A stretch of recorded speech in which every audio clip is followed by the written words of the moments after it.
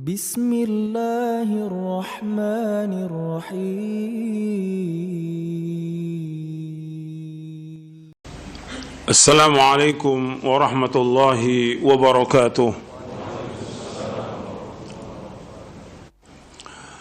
Innal hamdalillah nahmaduhu wa nasta'inuhu wa nastaghfiruh wa na'udzu billahi min shururi anfusina wa min sayyiati a'malina. Man yahdihillahu fala mudilla lahu wa man yudlil fala hadiya lahu. Asyhadu an la ilaha illallah wahdahu la syarika lahu wa asyhadu anna Muhammadan abduhu wa rasuluh. Ya ayyuhalladzina amanu taqullaha haqqa tuqatih wa la tamutunna illa wa antum muslimun. Ya ayyuhan nasu taqu rabbakumul ladzi khalaqakum min nafsin wahidah wa khalaqa minha zawjaha wa batha minhuma rijalan katsiran wa nisaa'a wattaqullaha alladzi tasaaluna bihi wal arham innallaha kana 'alaykum raqiba. Ya ayyuhalladzina amanu taqullaha wa qulu qawlan sadida yuslih lakum a'malakum wa yaghfir lakum dhunubakum wa man yuti'illaha wa rasulahu faqad faza fawzan 'azima. Amma ba'du fa inna asdaqal hadithi kitabullah wa khairal hadi hadi Muhammadin sallallahu alaihi wa ala alihi wa sallam wa syarrul umuri muhdatsatuha wa kullu muhdatsatin bid'ah wa kullu bid'atin dhalalah wa kullu dhalalatin finnar. Ayyuhal ikhwah, azakumullah, kepada jamaah yang hadir yang mudah-mudahan dirahmati oleh Allah Ta'ala, dan kepada semua pemirsa yang mengikuti kajian ini yang mudah-mudahan dirahmati oleh Allah Ta'ala. Alhamdulillah, kita bersyukur kepada Allah Subhanahu Wa Ta'ala atas segala nikmat yang Allah karuniakan kepada kita, nikmat Islam, nikmat iman, nikmat sehat, nikmat afiat, nikmat dijauhkan oleh Allah dari berbagai macam malapetaka. Dan kita bersyukur kepada Allah Ta'ala diberikan nikmat hidayah di atas Islam dan sunnah, dan ini wajib kita syukuri. Dan kemudian juga kita wajib untuk belajar dan terus belajar Al-Quran wa sunnah ala fahmi salaf. Kemudian kita memohon kepada Allah agar kita diberikan taufik untuk mengamalkannya dengan ikhlas dan ittiba. Ikhwan fiddin, azakumullah, kita akan lanjutkan kajian kita dari buku Syarah Aqidah Ahlussunnah wal Jamaah. Sekarang kita masuk poin yang ke-50 tentang karamah para wali.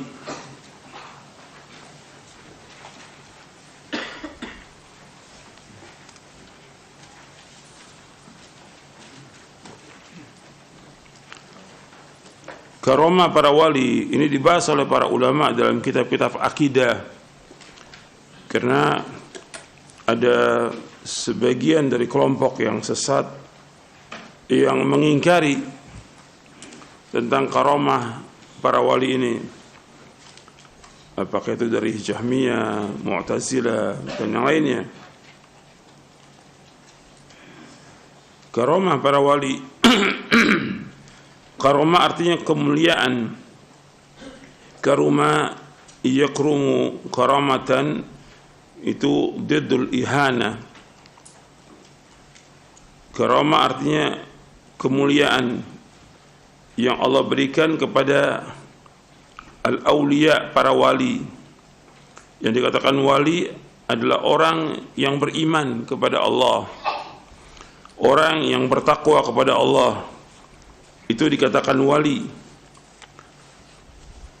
Dasarnya untuk melihat di halaman 420 di surah Yunus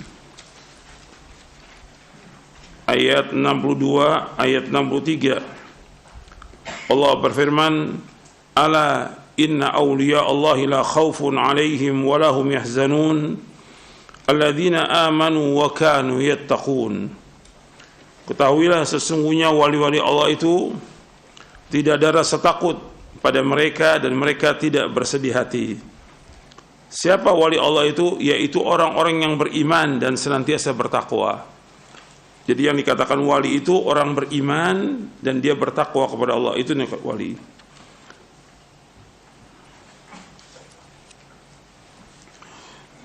Ini kita bahas dalam kitab-kitab akidah tentang karamahnya para wali, tentang kemuliaan para wali, untuk menjelaskan tentang kekuasaan Allah Subhanahu wa taala. Yang nanti ada penjelasannya di buku ini.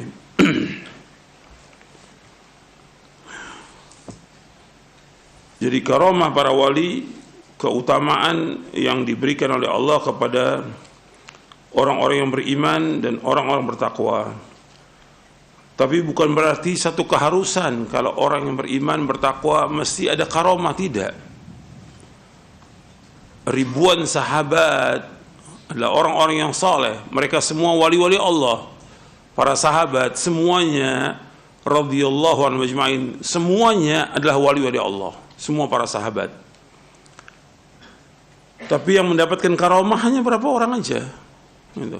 Jadi bukan satu ketentuan, satu kemestian kalau dia orang soleh, kalau dia wali mesti ada karamahnya, tidak. Jadi antum perhatikan itu. Hatta khulafaur rasyidin, hanya 1-2 aja yang mendapatkan karamah. Bukan berarti mereka tidak mulia, mereka adalah ahlul jannah, ahli surga. Jadi orang kadang-kadang mengatakan kalau dia wali itu berarti ada keluar biasaan. Dan harus dibedakan antara keluar biasaan. Jadi ada 3 keluar biasaan yang Allah berikan. Yang pertama untuk para nabi dan para rasul alaihimussalatu wassalam, namanya mu'jizat. Yang kedua untuk para wali namanya karamah. Yang ketiga keluar biasaan dari tukang-tukang sihir. Dan yang terbanyak itu, ya, tukang-tukang sihir, dukun itu mempunyai keluar biasaan, tapi semuanya sesat dan menyesatkan. Itu dibantu oleh siapa? Dibantu oleh syaitan. Maka dikatakan mereka sebagai wali apa? Wali syaitan. Makanya Syekhul Islam punya kitab namanya Al-Furqanu Baina Awliya'ir Rahman wa Awliya'ir Syaitan. Perbedaan antara wali-wali Allah dengan wali-wali syaitan. Itu beda. Wali-wali Allah itu yang beriman, bertakwa, yang taat kepada Allah, melaksanakan kewajiban sholat yang 5 waktu, melaksanakan sholat-sholat sunnah, melakukan puasa, dan yang lainnya. Mereka berbuat kebajikan. Sedangkan wali-wali setan tidak sholat. Wali setan tidak sholat gitu. Bahkan ketika Jumat pun mereka enggak sholat Jumat. Kalau ditanya sholat Jumat di mana? Di Mekah. Bagaimana sholat Jumat di Mekah? Beda waktu kita dengan Mekah berapa jam? 4 jam gitu. Ternyata memang mereka tidak sholat. Kalau tidak sholat ya bukan wali. Kalau mau dikatakan wali juga berarti wali setan gitu. Jadi kita harus bedakan itu antara wali Allah dengan wali setan. Jadi beda antara sihir, mukjizat dengan karamah, itu beda.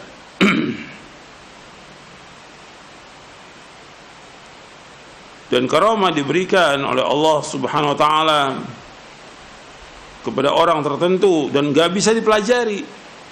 Kalau sihir bisa dipelajari, tapi karamah gak bisa dipelajari. Hanya saat itu aja terjadi dan gak bisa diulang lagi.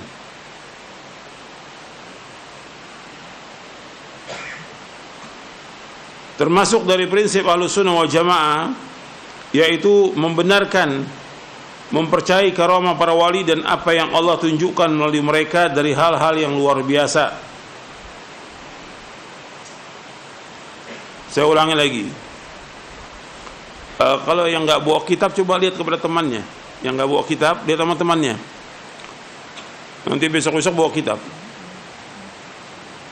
Lihat, jangan bengong.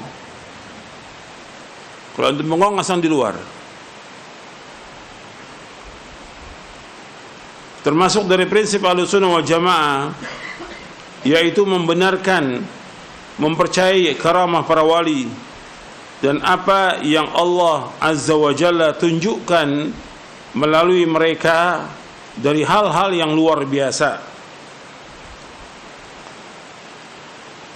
Jadi Ahlussunnah mempercayai, membenarkan karamah para wali. Jadi membenarkan karamah para wali yang betul-betul memang dia wali. dan apa yang Allah tunjukkan oleh mereka dari hal yang luar biasa. Tentang karamah para wali telah dibahas oleh para ulama Ahlus Sunnah, karena ada golongan yang mengingkari tentang adanya karamah para wali. Jadi dibahas karena ada yang menentang. Mereka yang menentang adalah golongan Mu'tazilah, Jahmiyah, dan sebagian dari golongan Asy'ariyah. Ada juga golongan yang gulu, berlebih-lebihan dalam menetapkan karamah. Mereka meyakini dan mengatakan bahwa setiap yang luar biasa adalah karamah, meskipun itu adalah sihir dan kedustaan.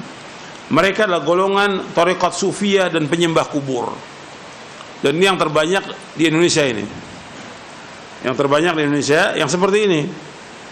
Setiap keluar biasaan itu mesti dianggap oleh mereka karamah. Kiai ini punya karamah, Habib ini punya karamah, tuan guru ini punya karamah, padahal bukan karamah, tapi merupakan sihir.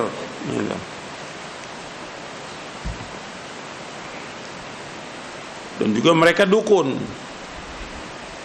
Dan ini yang dilariskan oleh siapa? Golongan tarekat sufiyah. Karena mereka percaya, sampai ke kubur pun mereka percaya bahwa syekhnya itu masih hidup di kubur, sehingga mereka datang berbondong-bondong untuk menyembah kuburnya.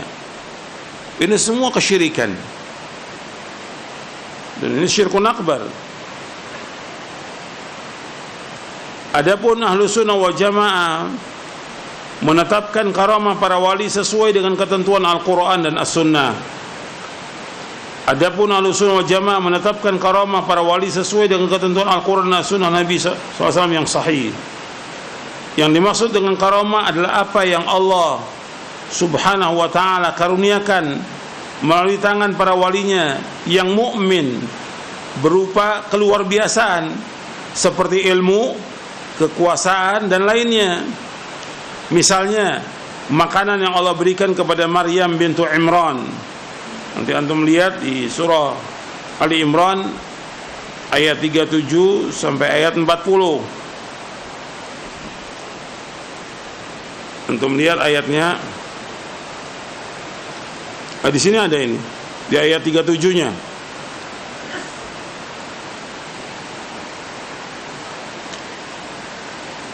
Jadi Allah mengisahkan Maryam bintu Imran, fataqabbalaha rabbuha biqabulin hasana wa anbataha nabatan hasana wa kaffala Zakaria kullama dakhala 'alayha Zakaria al-mihrab wajada 'indaha rizqa qala ya Maryam anna laki hadha qalat huwa min 'indillah innallaha yarzuqu man yasha'u bighairi hisab.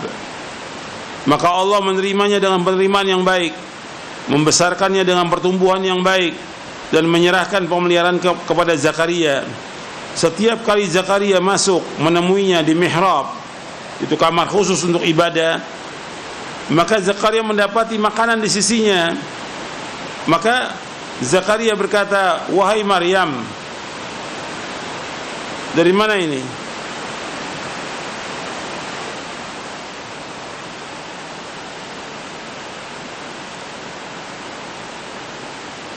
Dia berkata, wahai Maryam, dari mana ini engkau beroleh? Maryam menjawab, itu dari Allah. Sesungguhnya Allah memberi rezeki kepada siapa yang Allah kehendaki tanpa perhitungan.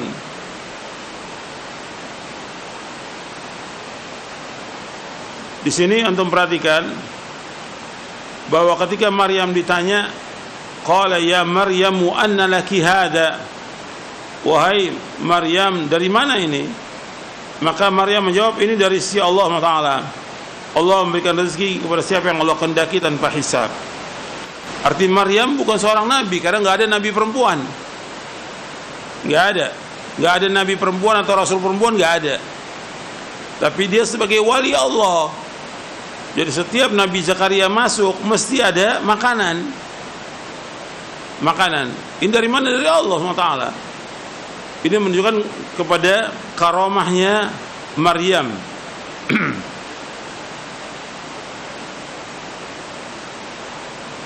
Kemudian juga yang lainnya, seperti naungan yang Allah berikan kepada Usaid bin Hudair.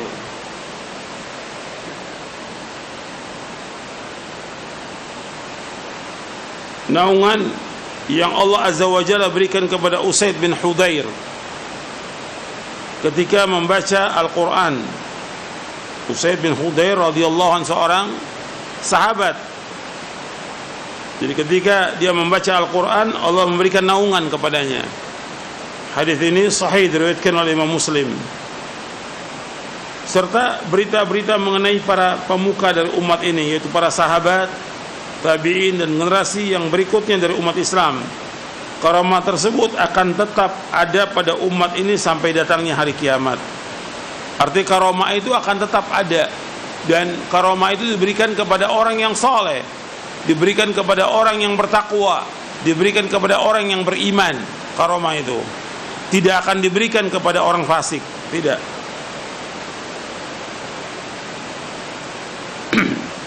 Dijelaskan oleh Al-Hafidh Ibnu Hajar Asqalani dalam kitabnya Fathul Bari di juz yang ke-10.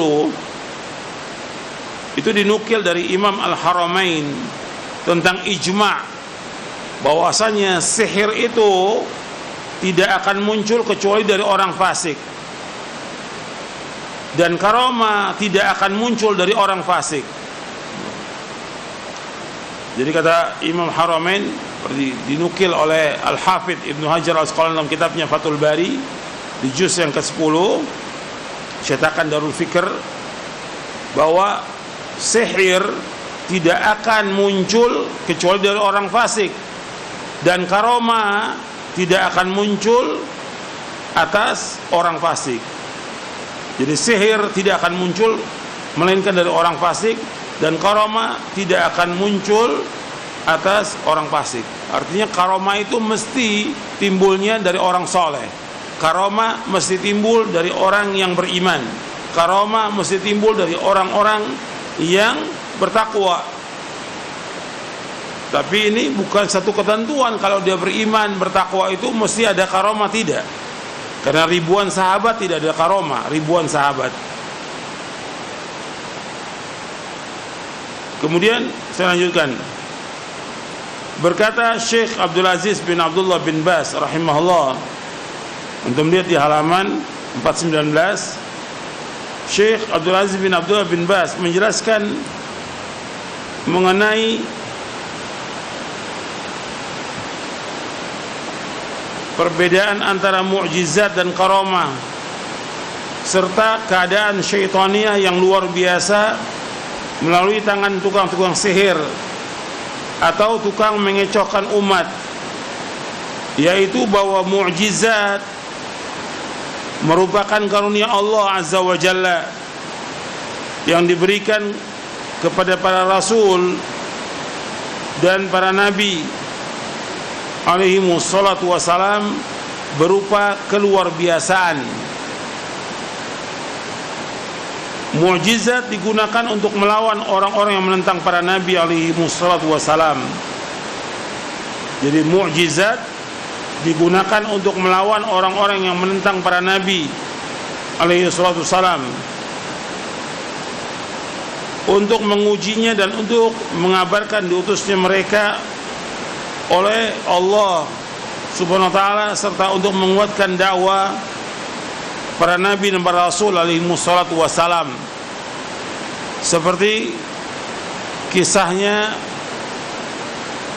Nabi Musa alaihi wassalam, diberikan mukjizat oleh Allah berupa tongkat dan juga tangan yang dikeluarkan bercahaya untuk mengalahkan tukang-tukang sihir Firaun. Jadi mukjizat tujuannya untuk melawan orang-orang yang menentang para nabi. Karena Firaun menentang dakwahnya Nabi Musa alaihi salatu wassalam, maka Allah berikan mukjizat kepada Nabi Musa berupa tongkat. Dan juga Nabi Musa dimenangkan oleh Allah SWT dengan tongkatnya itu menjadi ular yang besar. Karena Firaun memanggil tukang-tukang sihir, dan tukang sihirnya bukan satu, ratusan. Tukang sihirnya yang datang itu ratusan. dan menang Nabi Musa. Tapi tetap saja Firaun berusaha untuk membunuh Nabi Musa dan juga Nabi Harun alaihi wassalatu wassalam. Begitu juga tentang Nabi Ibrahim ketika dimasukkan ke dalam api, maka Allah mengatakan, ya naru kuni bardan wa salaman ala Ibrahim, wahai api, hendaklah kamu dingin dan selamat atas Ibrahim. Begitu juga nabi-nabi yang lain seperti Nabi Isa alaihi salatu wassalam, bisa menyembuhkan orang sakit, bahkan bisa menghidupkan orang mati.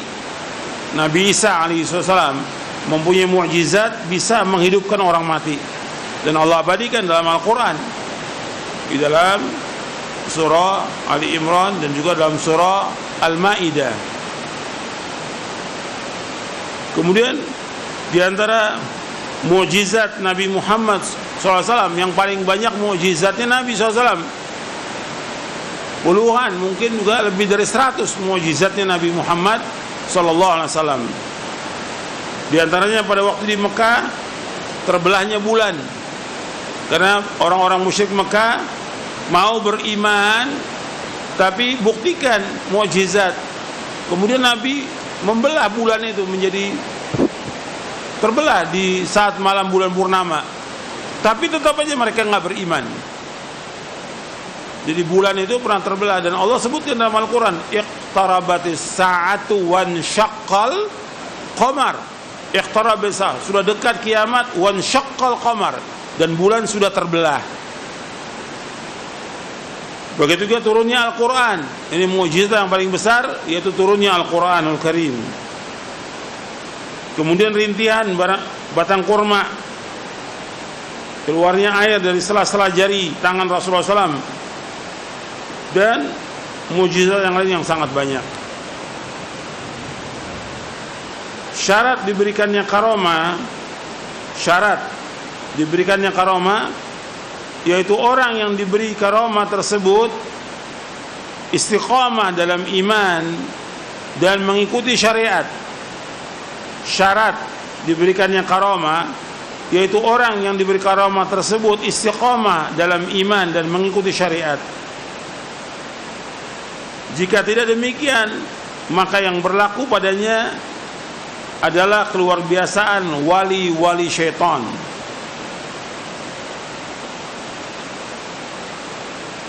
Adapun karamah pada hakikatnya memberikan faedah 3 hal. Karamah pada hakikatnya memberikan faedah 3 hal. Yang paling besar, menunjukkan tentang kesempurnaan kekuasaan Allah Azza wa Jalla dan kehendaknya, sebagaimana Allah mempunyai sunnah-sunnah dan sebab-sebab yang menentukan musababnya terjadinya sesuatu yang diletakkannya secara syariat dan secara qadar. Allah Azza wa Jalla juga mempunyai sunnah-sunnah yang lain yang tidak dapat dicapai oleh ilmu, amal, dan sebab-sebab yang berasal dari manusia. Jadi yang pertama, karamah itu pada hakikatnya memberikan faedah 3 hal. Yang pertama, yaitu yang paling besar, untuk menunjukkan kesempurnaan kekuasaan Allah dan kehendaknya. Karenanya adanya karamah itu karena kekuasaan Allah, karena kehendak Allah Subhanahu wa ta'ala.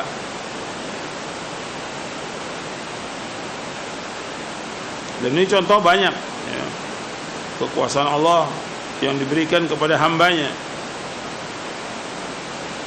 Tapi pada hakikatnya semua ini menunjukkan tentang kesempurnaan kekuasaan Allah Subhanahu wa ta'ala.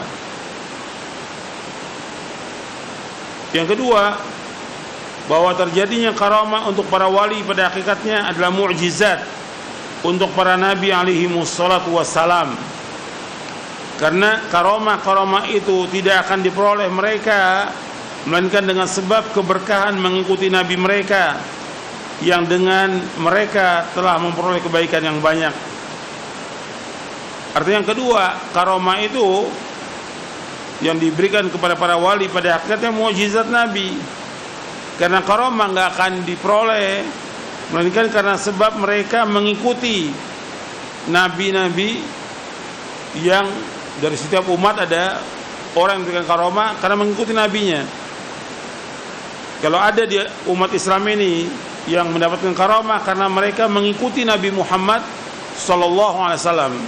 Jadi kalau ada di umat ini orang-orang soleh yang diberikan karomah karena mereka mengikuti Nabi Muhammad sallallahu alaihi wasallam. Jadi berkah karena apa? Karena ittiba. Berkah karena ittiba kepada Rasulullah sallallahu alaihi wasallam. Yang ketiga, bahwasanya karomah yang diperoleh para wali adalah kabar gembira yang disegerakan oleh Allah dalam kehidupan dunia. Yang ketiga, bahwasanya karomah yang diperoleh para wali adalah kabar gembira yang disegerakan oleh Allah dalam kehidupan dunia. Allah berfirman di dalam surah Yunus ayat 62 sampai 64.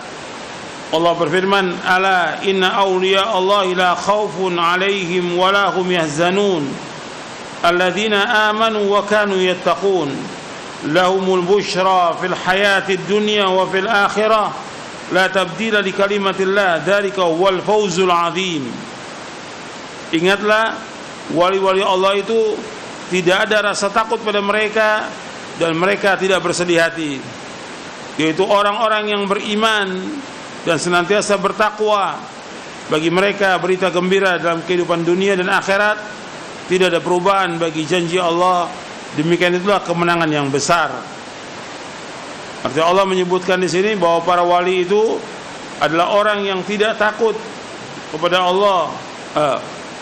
Para wali itu adalah orang-orang yang tidak ada rasa takut pada mereka. Wali-wali Allah itu adalah orang-orang yang tidak ada rasa takut pada mereka dan mereka tidak bersedih hati.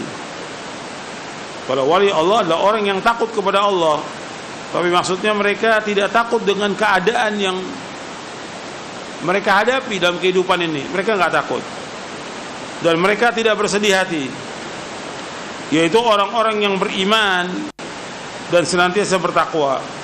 Jadi yang dikatakan wali, orang beriman dan bertakwa.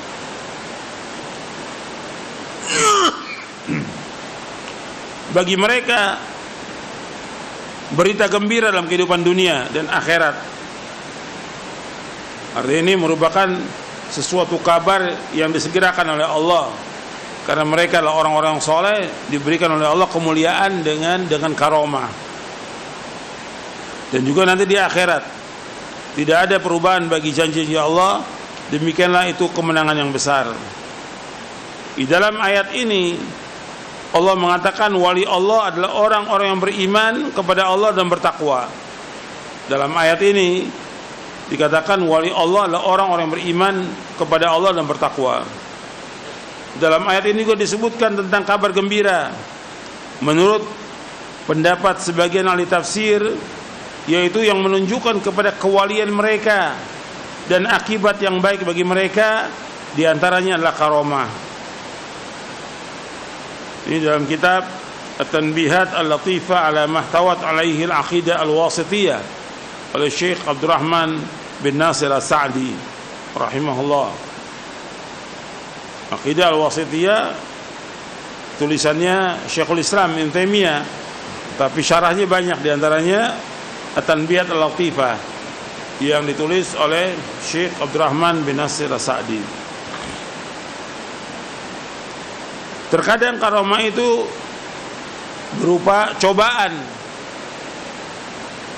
di mana satu kaum akan berbahagia dan celaka dengannya. Adapun orang-orang berbahagia adalah orang yang bersyukur, dan orang-orang yang binasa adalah orang-orang yang ujub, berbangga diri, dan dia tidak istiqomah.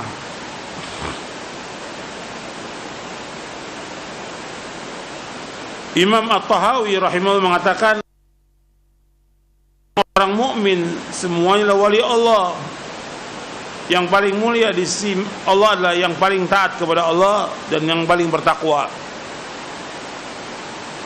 Saya ulangi, kata Imam At-Tahawi rahimahullah, bahwa orang-orang mukmin semuanya wali-wali Allah, dan yang paling mulia di sisi Allah adalah yang paling taat kepada Allah dan yang paling bertakwa. Jadi orang-orang beriman adalah wali-wali Allah secara umum. Tapi yang perlu diperhatikan bahwasanya orang beriman yang dikatakan wali-wali Allah, dia beriman, kemudian dia bertakwa kepada Allah, kemudian dia melaksanakan yang wajib-wajib, kemudian dia melaksanakan yang sunnah-sunnah. Artinya dia beriman, kemudian dia bertakwa kepada Allah, dia melaksanakan yang wajib-wajib, kemudian melaksanakan yang sunnah-sunnah, kemudian dia istiqomah. Itu yang dikatakan adalah wali-wali Allah. Jadi bukan dikatakan bahwa orang mukmin itu wali-wali Allah kemudian dia sudah pasti ada karamah, tidak. Tapi orang mukmin semua wali oleh Allah. Dengan dasar Al-Quran, Allah berfirman dalam surah Muhammad ayat 11, "Dzalika bi anna Allaha maula alladziina aamanu wa annal kafirina la maula lahum." Yang demikianlah karena Allah pelindung bagi orang-orang beriman, sedangkan orang-orang kafir tidak ada pelindung bagi mereka. Atau orang beriman lah wali-wali Allah yang dilindungi oleh Allah Subhanahu wa taala. Allah juga berfirman di dalam surah At-Taubah ayat 71, "Wal mu'minuna wal mu'minatu ba'duhum awliya'u ba'd." Dan orang beriman laki-laki dan perempuan, sebagian mereka menjadi wali bagi sebagian yang lain. Maksudnya menjadi penolong bagi sebagian yang lain. Wali Allah adalah orang mukmin yang melaksanakan perintah-perintah Allah dan menjauhkan larangannya. Saya ulangi lagi. Wali Allah adalah orang-orang mukmin yang melaksanakan perintah-perintah Allah dan menjauhkan larangan-larangannya. Mentauhidkan Allah Subhanahu wa taala, menjauhkan segala macam bentuk kesyirikan. Melaksanakan sunnah-sunnah Nabi SAW, menjauhkan bid'ah. Melaksanakan salat 5 waktu, puasa di bulan Ramadan, dan melaksanakan amal-amal soleh dan lainnya. Jadi antum perhatikan di sini, wali Allah itulah orang mukmin yang melaksanakan perintah-perintah Allah, menjauhkan larangannya. Kalau dia orang mukmin, kalau umpamanya dia sebagai wali, tapi dia tidak sholat, ada wali nggak sholat, bagaimana dikatakan wali? Wali nggak puasa, bukan wali. Bahkan di Indonesia ini ada wali orang gila. Di Indonesia ini ada wali orang gila. Kata mereka wali majdzub. Kata mereka wali majdzub. Maksudnya majdzub artinya ditarik akalnya oleh Allah karena saking cintanya kepada Allah. Jadi gila dia. Bagaimana ada wali orang gila? Nggak mungkin. Jadi di Indonesia ini banyak, bukan satu di Indonesia ini. Orang datang ke sana sampai nanya kepada orang gila, bagaimana tentang nasib saya? Saya minta tolong, saya sakit gak? Orang gila ini ditanya. Cuma mereka bikin nama dengan nama-nama yang sepertinya bagus. Wali majdzub. Gitu. Dan ada dalam tarekat sufi ada itu disebutkan gitu, tentang adanya nanti wali-wali yang seperti itu. Dan ada memang di Indonesia, didatangi oleh orang banyak, gila gitu. Bahkan sebagian telanjang gitu. Sampai mereka pakaikan sarung segala macam. Nah itu datangi. Ini karena kebodohan, karena ketololan. Nggak ada yang nama wali seperti itu. Wali itu orang beriman yang mereka bertakwa, waras. Wali itu bukan orang gila. Jadi wali adalah orang-orang yang beriman yang dia melaksanakan perintah Allah. Gimana orang gila? Orang gila kan diangkat kolam, nggak ada kewajiban, nggak sholat, nggak puasa, tapi dibilang wali. Dalam Islam nggak ada itu. Tapi di Indonesia ada. Dan orang datang ke sana. dibilang wali majdzub. Ini enggak ada, dalam Islam tidak ada ini. Ini semuanya bualan daripada orang-orang torekot ini, yang mereka mengangkat orang seperti ini, yang harus kita pahami bahwa tujuan dari orang-orang di belakang ini merusak agama Islam. Merusak agama Islam. Karena mereka tidak melaksanakan ibadah sholat dan dibanggakan. Oh, Syekh ini punya karomah,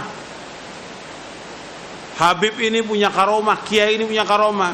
Padahal itu semua keluar biasaan karena dukun, karena sihir, bukan karena karomah. Di Indonesia banyak yang seperti ini, dukun, dan itu dibanggakan.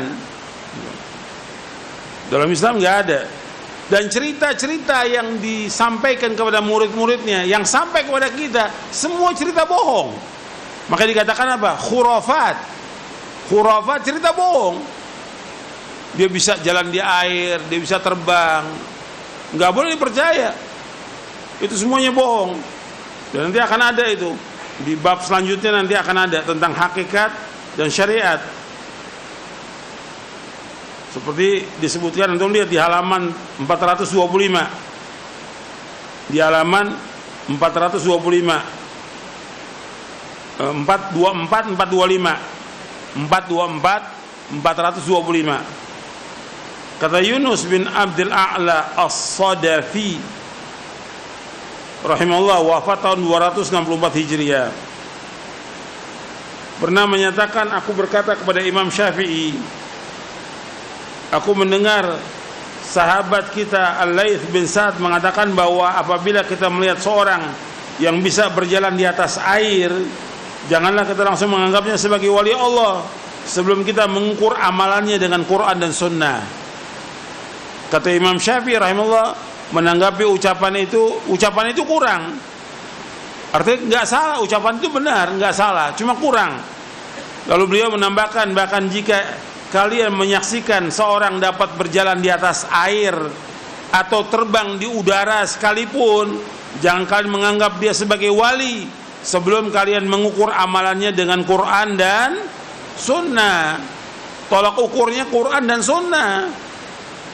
Ada yang bisa berjalan di atas, ada yang terbang juga ada, tapi dibawa oleh siapa? Oleh setan, dibawa oleh setan. Maka dikatakan di sini dalam syairnya, idza ra'aita syakhsan qad yatiru wa fawqa ma'il bahri qad yasiru wa lam yaqif ala hududi syara' fa innahu mustajrajun wa bid'iyyun. Jika engkau melihat seorang dapat terbang melayang dan berjalan di lautan dengan mengambang, tetapi dilanggarnya batas-batas syariat Allah, maka ia adalah orang yang ditunda, mustajraj, ditunda siksaannya oleh Allah, dan ia adalah pelaku bid'ah. Jelas itu. Makanya wali Allah itu adalah orang-orang mukmin yang taat, yang melaksanakan perintah-perintah Allah, menjauhkan larangannya. Kemudian dari perintah Allah yang paling besar apa? Perintah Allah yang paling besar apa? Tauhid. Dia wajib mentauhidkan Allah, menjauhkan syirik.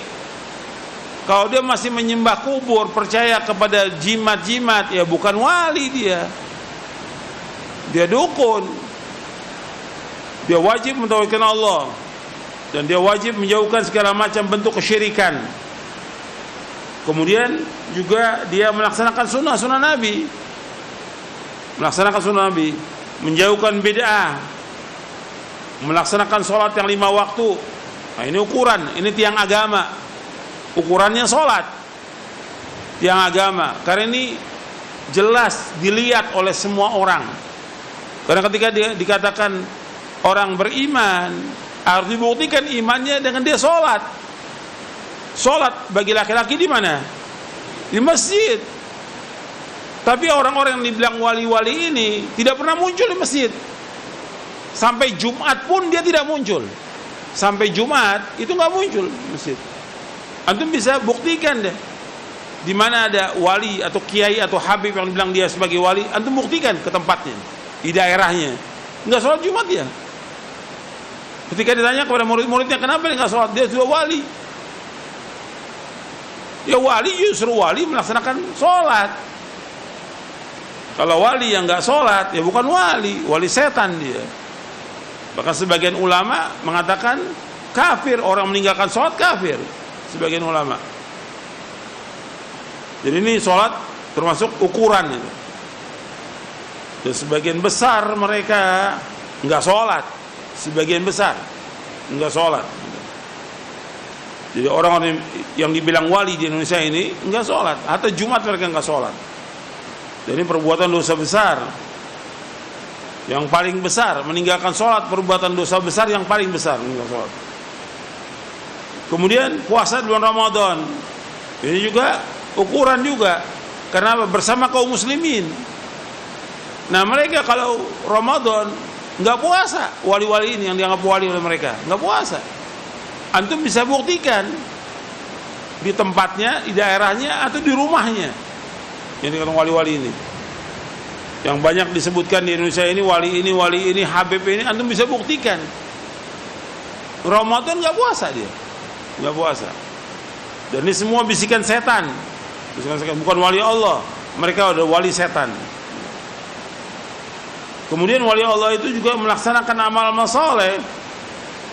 Karena begitulah yang Allah sebutkan dalam Al-Quran. Mereka orang beriman dan beramal saleh. Jadi wali Allah adalah orang mukmin yang paling taat kepada Allah. Jadi wali Allah adalah orang mukmin yang paling taat kepada Allah, mengikuti Al-Quran dan As-Sunnah dan bertakwa kepada Allah. Mereka adalah orang-orang yang paling mulia. Allah Subhanahu wa ta'ala berfirman, "Inna akramakum indallahi atqakum, innallaha alimun khabir." Sesungguhnya orang yang paling mulia di antara kalian di sisi Allah adalah orang-orang yang paling bertakwa. Sesungguhnya Allah itu Maha mengetahui dan Allah Maha meneliti. Kemudian Syekhul Islam Ibnu Taimiyah rahimahullah berkata, "Innama ghayatul karamati luzumul istiqamah." Sesungguhnya puncaknya karamah, antum salah betulkan itu salah, tapi cetakan yang terbaru sudah dibetulkan. Artinya dibetulkan, artinya salah. Innama ghayatul karamah luzumul istiqamah. Sesungguhnya puncaknya karamah. Jadi artinya sesungguhnya puncaknya karamah. Adapun kalimat kemuliaan yaitu itu dicoret. Yang benar sesungguhnya puncaknya karamah adalah dengan tetap istiqamah. Innama ghayatul karamah luzumul istiqamah. Sesungguhnya puncaknya karamah adalah dengan tetap istiqamah dalam iman dan ketaatan. Artinya yang paling penting bagi kita bukan karamah. Bagi orang beriman, yang paling penting bagaimana dia istiqomah tidak dalam ketaatan dia kepada Allah. Itu yang paling penting. Bagaimana dia istiqomah terus sampai dia meninggal dunia dalam keadaan beriman kepada Allah, dalam keadaan husnul khatimah. Kalau ada orang diberikan karamah, kemudian setelah itu dia ujub, dia bangga, kemudian setelah itu dia mulai itu pudar ketaatannya, tidak istiqomah lagi. Dan ini banyak yang seperti ini. Dia bangga dengan dirinya. Akhirnya itu termasuk apa? Kata Nabi, al-ujub termasuk apa? Muhlikat, membinasakan dia. Bahkan ada di antara mereka yang di akhir hayatnya su'ul khatimah. Dan ini banyak yang seperti ini, su'ul khatimah. Maka yang paling penting kata Syekhul Islam Ibnu Taimiyah dalam kitabnya Al-Furqan Baina Auliya Rahman wa Auliya Syaitan, yaitu innama ghayatul karamah luzumul istiqamah. Sesungguhnya puncaknya karamah dengan tetap istiqamah. Yang paling penting itu bagaimana kita istiqamah. Istiqamah dalam iman, istiqamah dalam ketaatan kepada Allah Taala.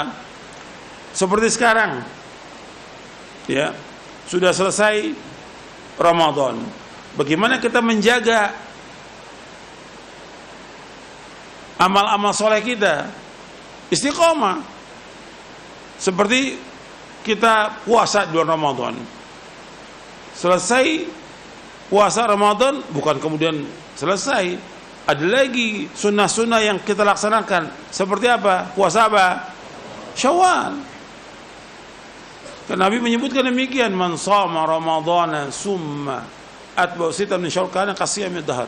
Barang siapa yang puasa Ramadan kemudian diiringi dengan hari Syawal, maka seperti puasa setahun penuh. Kemudian puasa Senin Kemis, puasa 3 hari setiap bulan. Ini amal-amal soleh. Begitu juga ketika dia Ramadan, dia melaksanakan sholat wajib berjamaah di masjid. Kan masjid penuh untuk kalau Ramadan, sholat berjamaah. Setelah Ramadan tetap wajib sholat berjamaah. Karena bagi laki-laki wajib sholat berjamaah di masjid. Dan itu dijaga sampai kita mati. Allah menyuruh kita bagi laki-laki sholat berjamaah di masjid, bukan di rumah. Wa aqimus sholata wa atuz zakata warka'u ma'rakin, dalam surah Al-Baqarah ayat 43. Dirikanlah sholat, keluarkan zakat, dan rukulah bersama orang yang ruku. Tetap jaga itu. Kemudian juga sholat sunatnya. Waktu Ramadan antum sholat sunat itu rawatib, ya jaga setelah Ramadan.